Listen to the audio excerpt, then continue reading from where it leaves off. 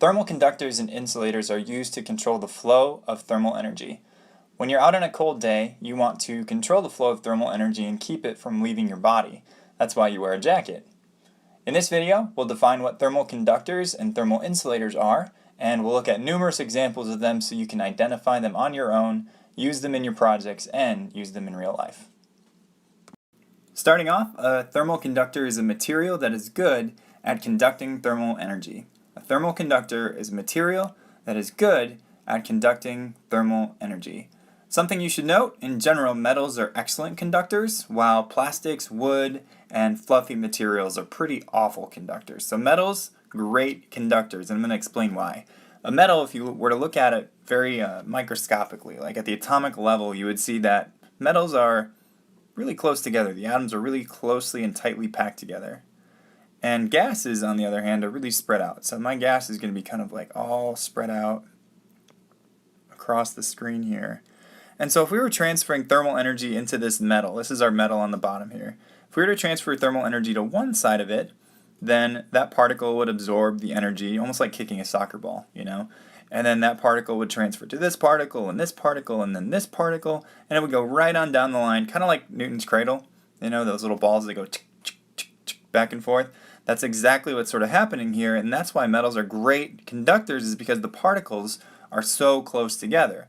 Whereas in a gas, they're not close together. So if I were to transfer thermal energy into this particle, then it would probably like bounce into this one, and then this one maybe, and then it would go way over here. Who knows? You know, just since they're all spread apart, it takes a long time for the thermal energy to transfer through them. So in general, metals, great conductors, gases, not so much. And I put a few examples here to illustrate this for you. One being a toaster. If we want our toast to get hot, you know, we're going to run the electricity, the energy through some metal so that it transmits it to the toast. Excellent conductor inside of the toaster. This blacksmith probably was working on a piece of metal down here in the bottom left, and it's glowing hot. And you know, blacksmiths have to wear super protective gloves, and they have to use tongs, because even though this part of the rod is red hot, the thermal energy will transfer all the way up and travel up this rod into the blacksmith's hand. So you got to like make sure that even though it doesn't look hot, it is hot, because metals are great conductors. The heat's going to travel through them. Same thing with a pot. If you were to heat a pot that had a metal handle, the thermal energy is going to go up from the fire into the metal pot and then travel all the way up into the metal handle, which will burn you. It doesn't happen instantly, but it takes a little while. But the thermal energy travels really well through metals.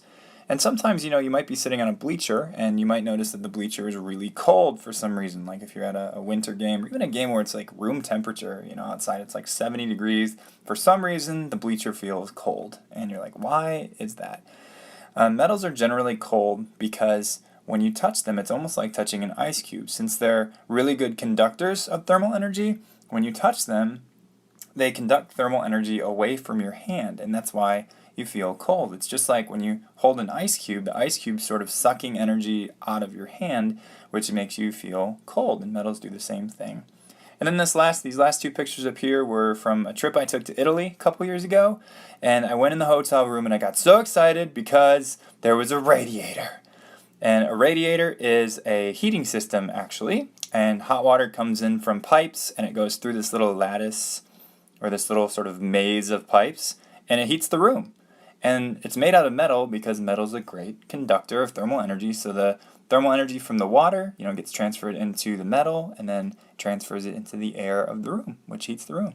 And then I got even more excited because I went to the bathroom and there was a towel heater. It was a towel rack that had hot water running through it, and it heated the towels. It was amazing.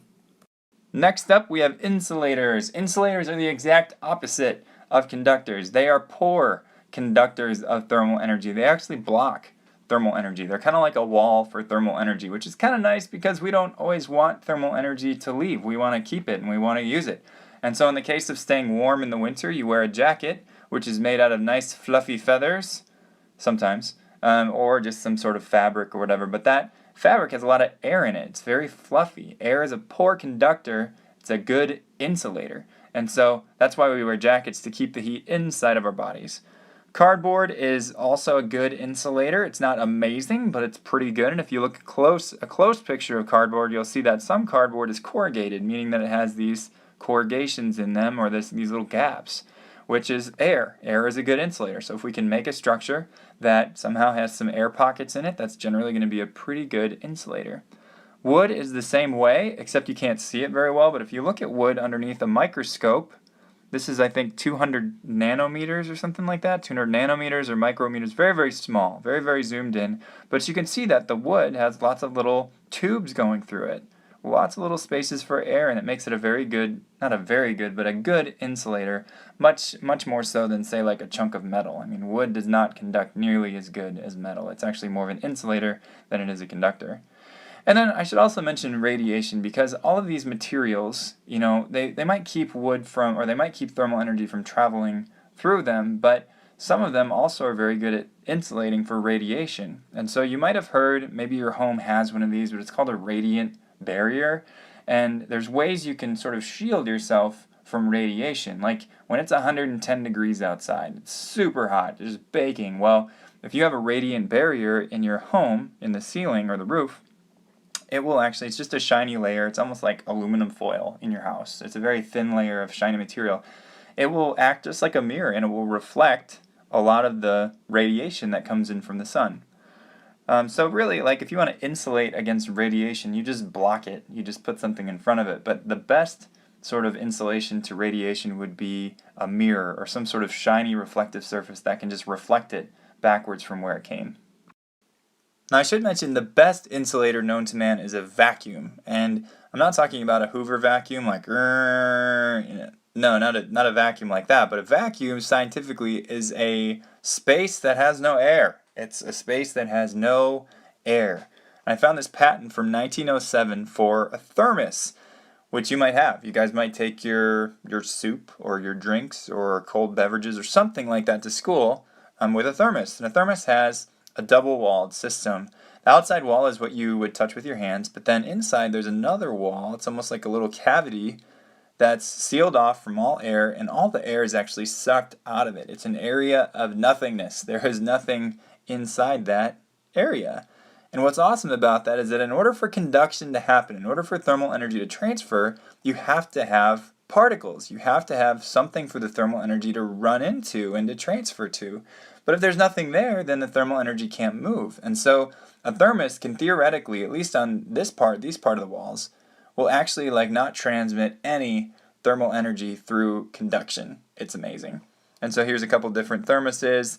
And then I also put a picture of space here because space is actually a gigantic vacuum. There is no air in space. There are, things floating around, little particles of this and that and meteors and whatnot. But the thing is that there is no air in space. It's a gigantic vacuum.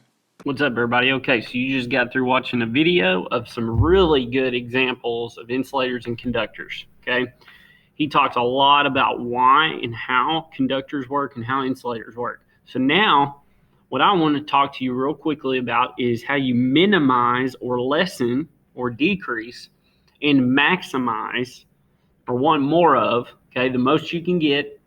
That's what maximize means, or increase thermal energy transfer. So you take that transferring of thermal energy, you either want it, maximize, or you don't. You're trying to minimize the transfer of it.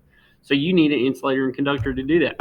So first, how you minimize thermal energy transfer, you got to have an insulator, something that it does not allow it to pass through, or about the only thing that does not allow energy to transfer through is going to be a vacuum seal. And that's exactly how a thermos works, which is the best example here to minimize thermal energy transfer. So the whole point of a thermos is to keep, let's say you're wanting to keep your coffee warm as long as you can during the day. So you would put the hot coffee inside the thermos, and you would want to put the lid on. Now, a thermos without a lid is pointless. So the lid's very important.